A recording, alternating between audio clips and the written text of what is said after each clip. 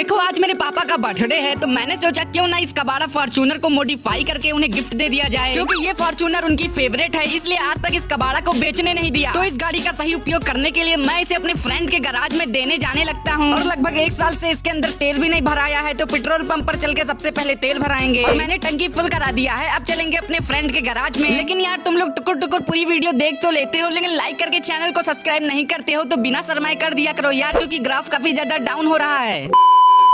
और मैंने अपने दोस्त के गैराज में गाड़ी खड़ा कर दिया है और उसने मेरे को 2 दिन बाद बुलाया है। और आज 2 दिन तो बीत गए, चलो अपनी फॉर्च्यूनर देखो। भाई साहब क्या फॉर्च्यूनर है यार। और भाई इसने तो RGB की कोटिंग की है, मतलब पैसा वसूल काम किया है। बाकी मेरे पापा खुश होंगे कि नहीं कमेंट करके बताओ।